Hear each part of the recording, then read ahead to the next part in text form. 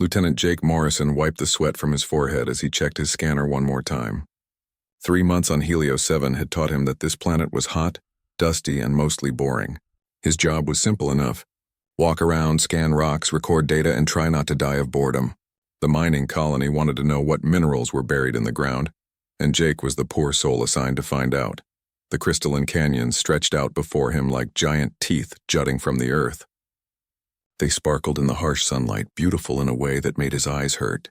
Jake had been mapping this section for 2 weeks now, and he was almost done. Just a few more readings, and he could head back to base for a cold drink and a decent meal. That was when he heard it. A sound that made him freeze in his tracks. It was high-pitched and desperate, echoing through the ravines. At first, Jake thought it might be some kind of bird or local animal, but the pattern was wrong. It sounded almost like crying. Like a child calling for help. Jake knew he should probably call it in. He knew he should wait for backup. But something in that sound made his feet move before his brain could catch up. He followed the echoes deeper into the canyons, his scanner forgotten in his pack. The sound grew louder and more frantic as he climbed over fallen rocks and squeezed through narrow passages. He found the source near a collapsed cave entrance. Rocks had fallen and sealed the opening, leaving only a small gap at the top. The crying was coming from inside. Jake dropped to his knees and peered through the gap, turning on his helmet light. What he saw made his blood run cold. It was a child, but not a human child. The creature had 4 arms instead of 2, and its skin had a strange chitinous quality that reflected his light. Its large compound eyes were wet with what he assumed were tears. One of its arms was bent at an angle that made Jake wince. Broken, definitely broken. Jake recognized what he was looking at. This was a Velhari child. The Velhari were the species that claimed the territory next to human space. They looked like a cross between a human and a praying mantis, if such a thing could exist. Jake had seen pictures in his briefings but never expected to see one up close. Especially not here in what was supposed to be neutral territory. The smart thing to do would be to walk away. The Velhari were known for being territorial and aggressive when it came to their young. If they found a human near one of their children, they might shoot first and ask questions later. Jake knew this. His training had been very clear on this point. Do not engage with Velhari. Do not approach Velhari. Do not even look at Velhari the wrong way. But Jake had never been good at walking away from someone who needed help. He looked at the child's broken arm, at the way she was shaking with fear and pain, and he knew he could not leave her there to die. He pulled out his tools and got to work. The rocks were heavy and unstable. Every time he moved one, 2 more threatened to fall. It took patience and care to avoid causing another collapse. His hands were bleeding by the time he made enough space to crawl inside. 6 hours passed like 6 minutes. He was so focused on the work that he barely noticed the time. The cave was small and dark inside. The child pressed herself against the far wall when she saw him, making small, frightened noises. Jake moved slowly and kept his voice soft and calm. He did not understand her language, and she did not understand his, but tone was universal. He hoped his gentle approach would show her he meant no harm. Jake pulled out his emergency medical kit. It was designed for humans, but the basics were the same for most species. He had bandages, antiseptic, pain medication, and water. He offered the water first, holding it out and miming drinking. The child watched him with those huge eyes for a long moment before slowly reaching out with one of her good arms. She drank desperately, and Jake let her have as much as she wanted. Then he pointed to her broken arm and mimed wrapping it. The child seemed to understand. She held out the injured arm, trembling but trusting. Jake worked as carefully as he could, setting the bone as best as he was able and wrapping it in a splint made from his equipment. The child made small, pained sounds but did not pull away. When he was done, Jake offered her one of his ration bars. She sniffed it cautiously before taking a small bite. Her face scrunched up in a way that might have been funny under different circumstances, but she ate it anyway. She was hungry enough that even terrible human food tasted good. Jake sat back against the cave wall, tired beyond measure. The child watched him for a while, then slowly crawled closer. She curled up next to him, all 4 of her arms tucked against her body. Jake felt her weight against his side and realized how small she was. Just a baby, really, lost and hurt and scared. He was wondering how he was going to get her out of the cave when he heard the sound of engines overhead. Jake's heart sank. He crawled to the entrance and looked up at the sky. A ship was descending, and it was definitely not human. The design was all wrong. with too many angles and a hull that seemed to shimmer in the light. Jake carefully picked up the child and carried her outside. She clung to him with her good arms, burying her face against his shoulder. He set her down gently on a flat rock and stepped away, raising his hands high above his head. The universal sign for surrender. The ship landed with a hiss of hydraulics. A door opened and armored figures emerged. They moved fast, weapons raised and ready. Jake counted 6 of them, all pointing guns at his chest. Behind them came a larger figure, clearly the one in charge. She was tall, easily 7 feet, with armor that was decorated with symbols Jake did not recognize. The leader approached the child first, examining her with quick, efficient movements. She spoke rapidly in the clicking language of the Velhari, and the child responded in a small voice. Jake could not understand the words, but he understood the tone. The child was explaining what happened. The leader turned to look at Jake. Her compound eyes were impossible to read, but the way she held her weapon suggested she was deciding whether to kill him or not.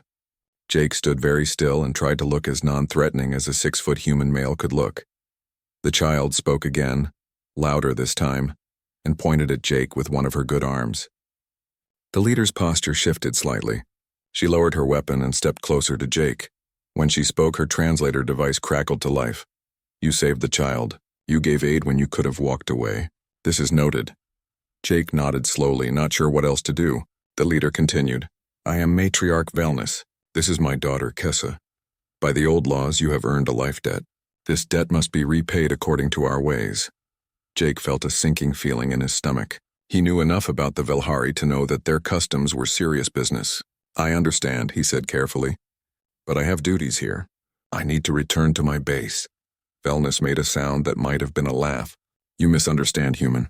The debt is not yours to repay, it is mine. And you will come with us so that it may be properly settled. To refuse would be a grave insult. It would mean war between our peoples." Jake looked at the gun still pointed in his direction. He looked at little Kessa, who was watching him with those big eyes. He thought about his base, his mission, his plans. Then he thought about starting a war because he was too stubborn to accept help. "All right," Jake said. "I will come with you." Velnus nodded once. "Gather your things. We leave now." Jake picked up his gear, activated his emergency beacon so someone would know where he went, and followed the Velhari onto their ship. Kessa reached up and took his hand with her good arm as they walked. Jake looked down at her and managed a small smile. He had no idea what he was getting himself into, but there was no turning back now.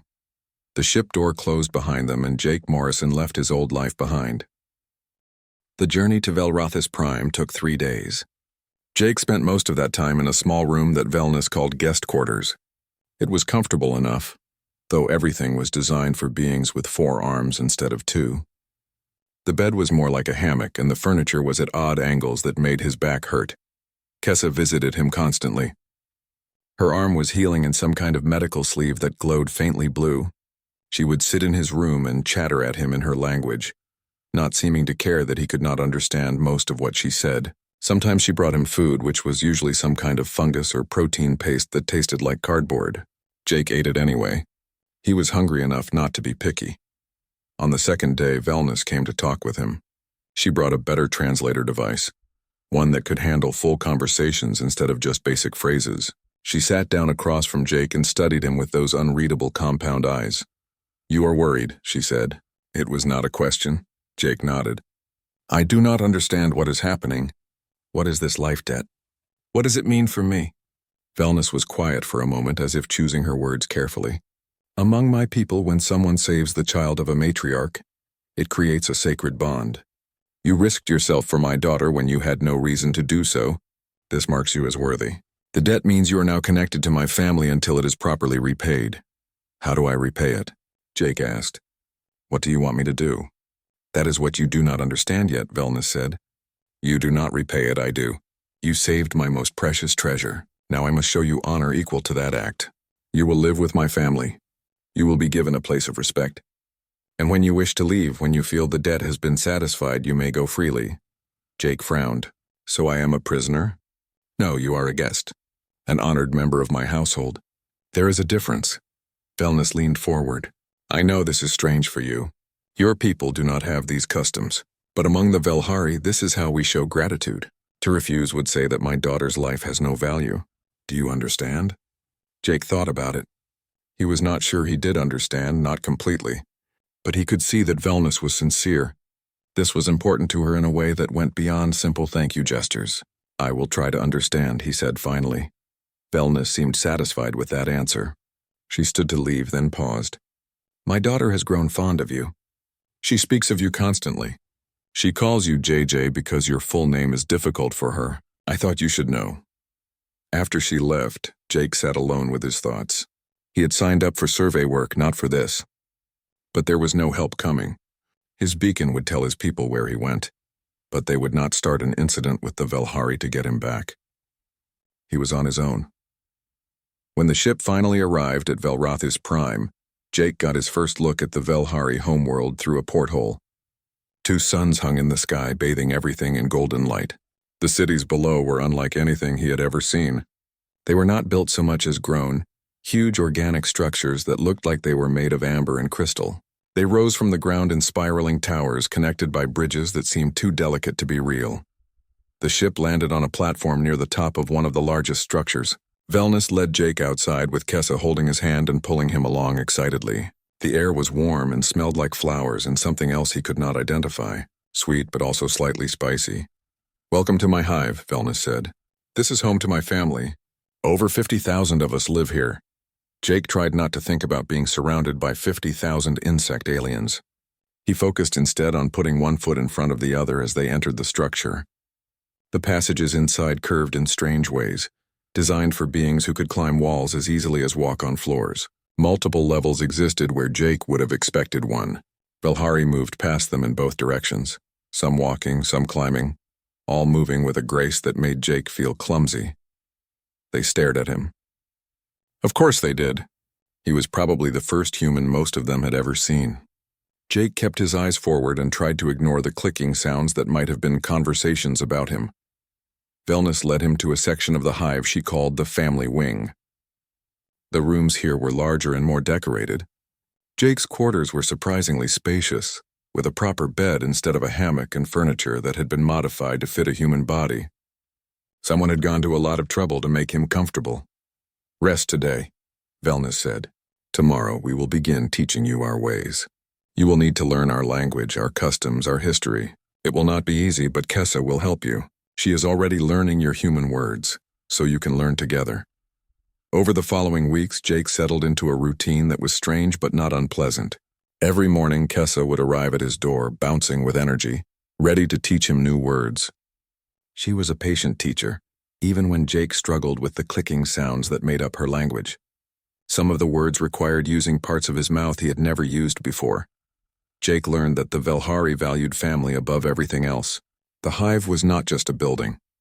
It was a living organism made up of all the family members working together. Each Velhari had a role to play, from the workers who maintained the structure, to the warriors who defended it, to the scholars who kept knowledge alive.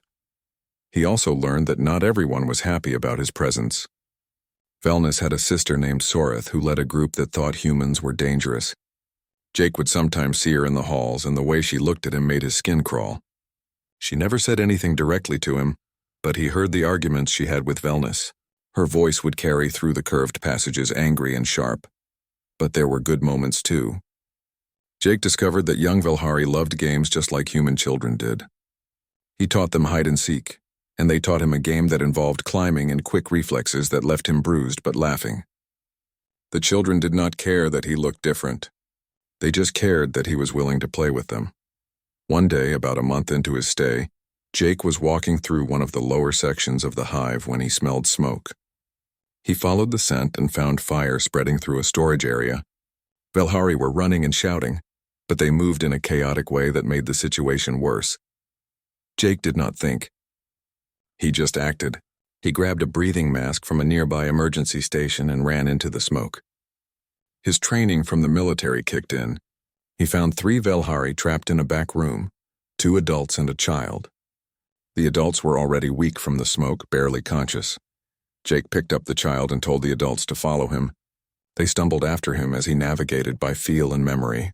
The smoke was thick enough to blind him, but he kept moving. He made 3 trips into that burning section, carrying out victims each time.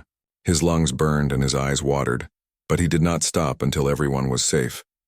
When the fire was finally out, Jake collapsed against a wall, coughing hard enough to see stars. Velnus found him there, covered in soot and gasping for air. She did not say anything. She just looked at him with those compound eyes, and Jake thought he saw something like respect there.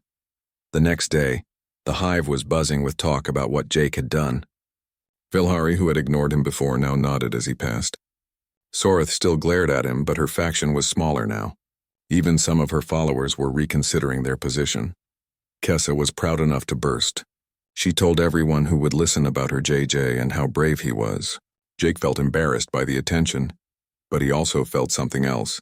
Something he had not expected. He felt like he belonged. It was a dangerous feeling. This was not his home. These were not his people. But when Kessa smiled at him and took his hand, when the other young Vilhari ran up to play games, when Velnus thanked him quietly for saving members of her family, it was hard to remember that. Jake lay in his bed that night, staring at the curved ceiling, and wondered what he was becoming. He had come here as a prisoner, or at least as someone with no choice. But somewhere along the way that had changed. He was not sure when it happened. He just knew that when he thought about leaving, about going back to his old life, the idea felt wrong. He thought about his father back on Earth. He thought about his friends and his career. He thought about everything he was missing. But he also thought about Kessa's laugh and the way the other Velhari were starting to accept him. He thought about the responsibility he had taken on, whether he wanted it or not. Sleep was a long time coming that night. When it finally came, Jake dreamed of burning buildings and small hands holding his, and he did not know which scared him more. 3 months had passed since Jake arrived on Velrothis Prime, and he was finally starting to understand just how complicated his situation really was. Velnus called him to her private chambers one evening, and from the serious look on her face, Jake knew something important was about to happen. "Sit down. Jake Morrison," she said, gesturing to a seat across from her. "We need to talk about the truth of your situation here." Jake felt his stomach tighten. "What truth?" "I thought I was here to repay a life debt. That is part of it, yes, but there is more." Velnus was quiet for a moment, as if gathering her thoughts. "When you saved Kessa, when you cared for her with such dedication, something happened that I did not expect. She bonded to you. Do you understand what that means?" Jake shook his head. Velnus continued, "The Velhari young are different from human children. When we face death and someone saves us, when we are at our most vulnerable and someone shows us kindness, we bond to that person. It is instinctive, built into us from ancient times. It helped our young find new families when their parents died. It kept us alive as a species." "I still do not understand," Jake said, though a cold feeling was growing in his chest. "Kessa has bonded to you as she would bond to a blood parent. She sees you as family now, not just as someone who helped her, and that bond cannot be broken easily. If you were to leave now, if you were to disappear from her life, it would damage her, possibly forever." Jake sat back in his chair, feeling like he had been punched. "You are saying I am trapped here, that I have to stay whether I want to or not. I am saying that you have a choice, but it is a hard one." Velnus leaned forward. "I did not plan this. I did not know it would happen. But now that it has, we must deal with it. I am asking you to stay until Kessa is old enough that separating from you will not harm her. 5 years by your calendar. In exchange, I will give you status, resources, and position within my family. Your people will be contacted and told of your situation. They can arrange a proper cultural exchange." "And if I say no?" Jake asked, though he already knew the answer. "Then I will let you go because I cannot force you to stay. But Kessa will suffer for it. She will lose someone she loves, and she will not understand why." Velnus paused. "I do not ask this lightly. I know it is a burden. But you are the one who chose to save her. You are the one who cared for her. You started this bond even if you did not mean to." Jake thought about Kessa. He thought about how she ran to greet him every morning, how she held his hand when they walked through the hive, how she called him JJ and brought him little gifts she made herself. He thought about her laugh and her trust and her joy. He thought about what it would do to her if he just left. "I need time to think," he said. "Take what time you need," Velnus replied. "But know that your Earth government has already been contacted. They are very interested in this situation. They see political value in having one of their people integrated into a Velhari family. They have ordered you to accept my offer." Jake felt anger flash through him. They do not get to decide my life. No, they do not. But they can make it difficult for you if you refuse. And they can offer you support if you accept. The choice is yours, but all choices have consequences. Jake left Velnus's chambers feeling more confused than ever. He wandered through the hive, not really paying attention to where he was going. His feet eventually took him to the gardens, a place where plants from all over the Velhari territory grew in careful arrangements. He found Kessa there, playing with a group of other young Velhari. She saw him and immediately ran over, chirping excitedly. She pulled him over to show him a flower she had found, talking rapidly in a mix of Velhari and broken human words. Jake listened and smiled and felt his heart breaking a little. How could he leave her? But how could he stay? 5 years was a long time. 5 years of his life given to a species he barely understood, in a place that was not his home for a child that was not even human.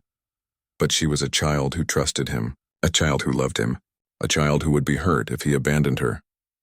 That night, Jake lay awake thinking about duty and responsibility and the strange paths life could take. He thought about all the plans he had made for his future, plans that did not include being a surrogate parent to an alien child on a world light years from Earth. He thought about his father, who had raised Jake alone after his mother died. His father had sacrificed so much to give Jake a good life. He had given up opportunities, relationships, dreams, all to make sure Jake was cared for. Jake had always respected that sacrifice. Now he understood it in a way he never had before. In the morning, Jake went to find Velnus. She was in a meeting with other matriarchs, but she stopped everything when he arrived. She seemed to know from his face what he was going to say. I will stay, Jake said. Not because Earth ordered me to. Not because of politics or duty. I will stay because Kessa needs me. And I will not abandon a child who depends on me. But I have conditions. Name them, Velnus said. I want to talk to my father. I want him to know I am all right and that I chose this. I want regular communication with Earth, not just official reports. And I want to actually be part of this family, not just a guest you keep around for show. If I am going to do this, I am going to do it right. Velnus nodded slowly. These things can be arranged. You honor us with your choice, Jake Morrison. I will not forget this. The ceremony that followed a week later was one of the strangest experiences of Jake's life. He stood in front of the entire family, hundreds of Velhari watching him with their compound eyes. Velnus spoke in formal language, reciting words that were centuries old. Jake repeated phrases that had been carefully taught to him, pledging himself to the family. When it was done, Jake's name was added to the family records. He was given the title of Blade Father, a role that meant he was both guardian and teacher to the young. It was a position of honor, Velnus explained, one that was rarely given to outsiders. In fact, Jake was the first non-Velhari to ever receive it. The celebration afterwards was loud and chaotic. Velhari did not party the way humans did, but they knew how to mark important occasions.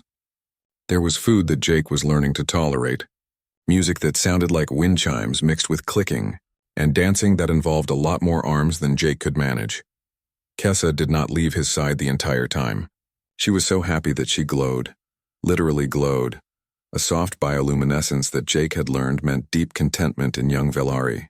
She introduced him to every family member she could find, telling them all about her Jai Jai in a voice filled with pride. But not everyone was celebrating. Zorith stood at the edge of the gathering, watching with eyes that promised trouble. Her faction had grown smaller, but it had not disappeared. Jake could see them whispering to each other, making plans. The next day, Jake learned just how much trouble Zorith could cause. She had called for a formal challenge before the Grand Council, the gathering of all the major matriarchs on Velrathis Prime. She was arguing that Velnus had no right to bind a human to a Velhari family, that it violated traditional law and dishonored their ancestors.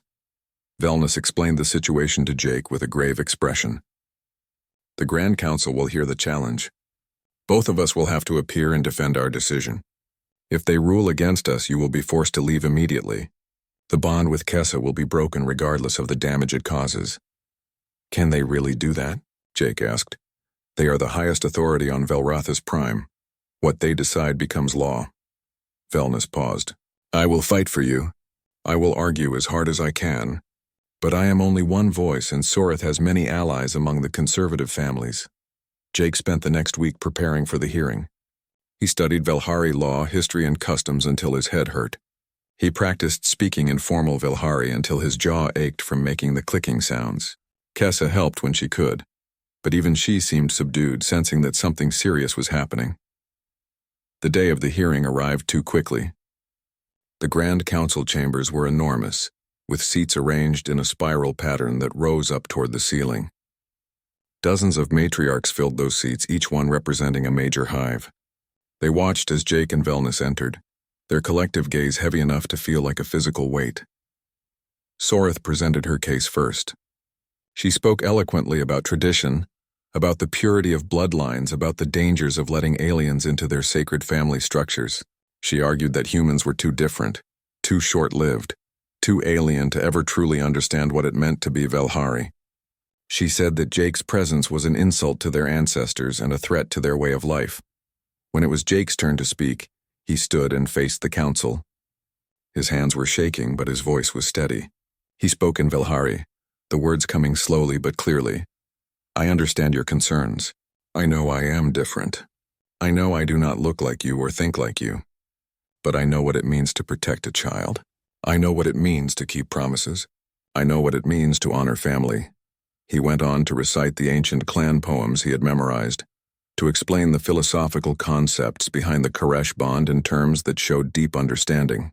He talked about loyalty and love and commitment, and how these things existed in both human and Velhari hearts. Then Kessa did something no one expected.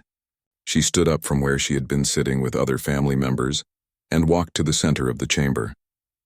She was young to address the council, barely old enough to speak in public forums, but she held her head high and spoke clearly. She talked about Jake, about how he taught her to be brave, how he showed her that family was not about being the same, but about choosing to stay together. She demonstrated skills he had taught her, mixing human and Velhari techniques in ways that were uniquely her own. Her words were simple but powerful, and more than one matriarch seemed moved by them. The Grand Council deliberated for 3 days. During that time, Jake was not allowed to leave the family quarters. He paced like a caged animal, unable to eat or sleep properly. Kessa stayed with him, trying to cheer him up with games and stories, but even she could not hide her worry. When the council finally reached their decision, the entire hive gathered to hear it. Jake stood next to Velnus, trying to keep his breathing steady. The head matriarch, an ancient Velhari named Quellis, who led one of the oldest hives, spoke the verdict. We have heard the arguments and considered the evidence. We find that matriarch Velnus acted within her rights according to the old laws. The human Jake Morrison may remain as part of her family. Jake felt relief wash over him so strongly that his knees went weak, but Quellis was not finished speaking. However, we note that this situation is unprecedented and concerning to many. The human's presence has created division among our people. Therefore, we issue this condition. If at any point the human is found to have dishonored the family or violated our ways, he will be expelled immediately, and no human will be permitted such integration again. It was a victory, but a hollow one. Jake was allowed to stay, but he was now under constant scrutiny. One mistake could ruin everything, not just for him but for any other human who might want to build bridges with the Velhari. Velnus placed a hand on his shoulder after the announcement. Do not let this burden you too much. They would have found some reason to limit the ruling. What matters is that you can stay. But the political damage had been done. Some of Velnus's oldest allies began to distance themselves, worried about being associated with such a controversial decision. Her position on the council weakened. Sorith and her faction grew bolder, pushing for more restrictions on human contact. Jake tried to focus on his role within the family. He taught the young, helped settle disputes, and continued learning everything he could about Velhari culture. But he could feel the weight of expectations pressing down on him. Every action was watched and judged. 2 months after the hearing, a message arrived from Earth. It was marked urgent and classified. When Jake opened it, his hands started shaking. His father was sick, very sick. The doctor said he might only have a few months left. Jake went to Velnus immediately. He tried to explain calmly, but his voice kept breaking. I need to go home. Just for a visit, please. Velnus looked at him with something like sympathy. I understand. Family is important, but you know what the council said. If you leave now, if you break your commitment, they will use it against us. They will say you were never serious about integration. My father is dying, Jake said, his voice rising. I need to see him. I need to say goodbye. I know, and I am not forbidding you to go. Valnus was quiet for a moment. But I have a proposal. I will come with you. Kessa and I and a small delegation. We will go to Earth together. It is unusual for a matriarch to leave her hive for so long, but these are unusual circumstances. This way you can see your father, and we can show the council that the bond between our families is strong enough to cross the stars. Jake stared at her. You would do that for me? You saved my daughter. You gave up your life to honor a commitment to her. The least I can do is support you when your family needs you. Valnus stood. Make the arrangements. We leave as soon as possible. The journey to Earth took 5 days on a Velhari ship. Jake spent the time preparing Kessa for what she would see. He showed her pictures and videos, tried to explain the differences between Velhari and human worlds. She was excited and nervous in equal measure, asking endless questions about everything. When they finally arrived in orbit around Earth, Kessa pressed her face against the observation window, all 4 of her hands spread out on the glass. It is so blue, she whispered, like a giant jewel. That is because of the oceans, Jake explained. We have a lot of water on Earth, more than on Velrathis Prime. The landing was arranged at a secure facility. Earth's government wanted to control the first official visit by a Velhari matriarch. Security was heavy, cameras were everywhere, and officials in expensive suits waited to greet them. But Jake barely noticed any of it. His father was waiting in a private room, and that was all that mattered. George Morrison looked smaller than Jake remembered, thinner and weaker. But his eyes were sharp, and when he saw Jake, he smiled. Look at you, George said. My son, the alien diplomat. Jake crossed the room in 3 steps and hugged his father carefully, afraid of hurting him. Dad, I missed you so much. I missed you too, son. George pulled back to look at Jake properly. You look different, older, more serious. A lot has happened. Jake turned to introduce Valnus and Kessa, who had been waiting politely by the door. Dad, this is Matriarch Valnus and her daughter Kessa, the ones I told you about. George studied them with open curiosity. Kessa hid partially behind her mother, suddenly shy. But then George smiled and spoke in halting, badly accented Velhari. Welcome to Earth, thank you for taking care of my son. Kessa's eyes went wide. You learned our language? A little bit, George admitted, switching back to English with the translator handling it. I figured if my son was going to live with your people, the least I could do was try to understand them better. That broke the ice. Kessa came forward and started asking George questions about Earth, about humans, about everything she could think of. George answered patiently, clearly charmed by the curious young alien. Over the next few days, Jake spent as much time with his father as possible. They talked about everything and nothing. George wanted to know about Jake's life on Velrathis Prime, about his role in the family, about how he was adapting. Jake told him stories that made George laugh and others that made him shake his head in wonder. One evening, when they were alone, George got serious. Jake, I need to ask you something. Are you happy there? Really happy? Or are you just going through the motions because you feel obligated? Jake thought about it for a long time before answering. I am not sure if happy is the right word. It is complicated. There are days when I miss Earth so much it hurts, days when I feel completely lost and out of place. But there are also days when I feel like I am exactly where I am supposed to be. When Kessa laughs, or when the other young ones run up to play games, or when Valnus thanks me for helping the family. Those moments feel right. Does that make sense? Perfect sense, George said. That is what family feels like. It is complicated and messy and sometimes hard, but it is worth it. He reached out and took Jake's hand. I want you to know something. I am proud of you. Not because of the political importance or the bridge between species or any of that official nonsense. I am proud because you saw someone who needed help and you helped them. You made a commitment and you kept it even when it was hard. That is the man I raised, and I could not be happier about it. Jake felt tears sting his eyes. Dad, I do not want to lose you. You will not lose me, son. I will always be with you and here. George tapped Jake's chest. And besides, these doctors do not know everything. I might surprise them yet, but they both knew the truth. Time was running out. The visit became international news. Images of Jake with his Velhari family spread across every media network on Earth. The reaction was mixed. Some people saw it as a beautiful example of cooperation between species. Others saw it as a betrayal, a human giving up his identity to become something alien. Jake tried to ignore the commentary. He focused on his father and on helping Kessa adjust to Earth. The planet was overwhelming for her. The gravity was slightly heavier than on Velrathi's prime, making her tired faster. The air smelled different. The food was strange, but she was fascinated by everything, especially by Earth's vast oceans and diverse wildlife. One afternoon, Jake took her to the beach. She had never seen so much water in one place. She ran along the sand on all four arms, clicking with joy, splashing in the waves. Other humans on the beach stopped to stare, but Jake did not care. Watching Kessa discover something new made him happy in a way he had not felt in months. Velnus watched from a distance, and when Jake joined her, she spoke quietly. "Your world is beautiful. Different from ours, but beautiful. I understand now why leaving was hard for you. But I did leave," Jake said, "and I do not regret it." "Not really. That is good, because I have to tell you something." Velnus paused. "While we have been here, I received word from home. Sorith has made another move. She has convinced several smaller hives to form a coalition.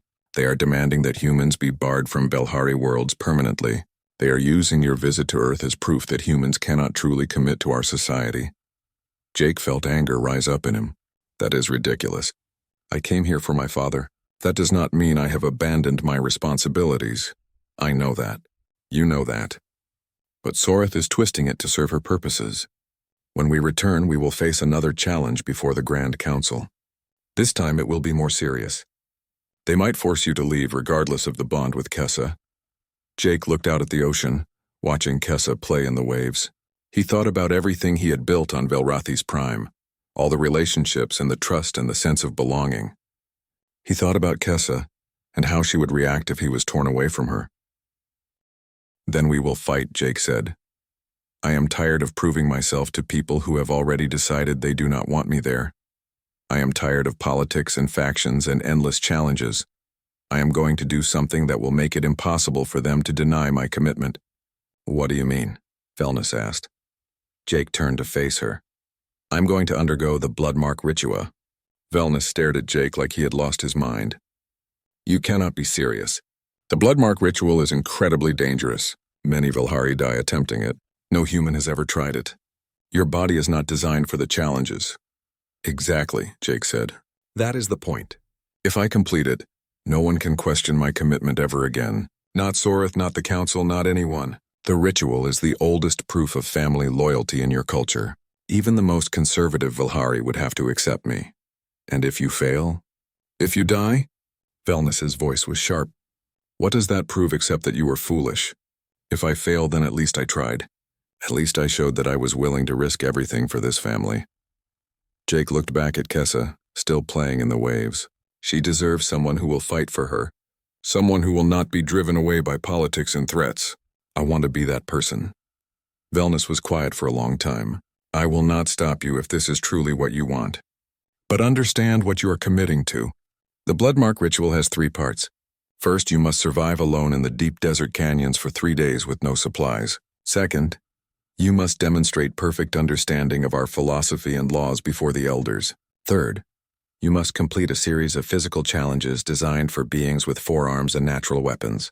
The failure rate is nearly 40% even for young Velhari in peak condition."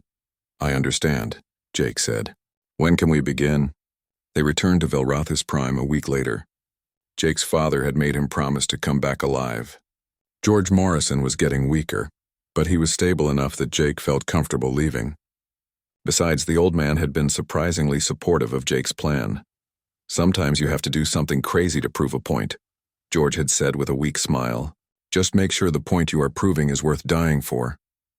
The announcement that Jake would attempt the Bloodmark Ritual caused chaos on Velrathi's prime. The news spread through the hives faster than fire. Most Velhari thought he was insane.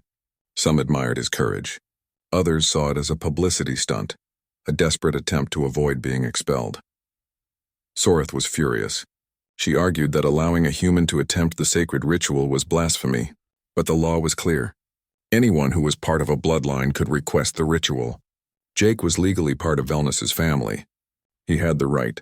The Grand Council voted and decided to allow it. They would observe the ritual and judge whether Jake completed it properly.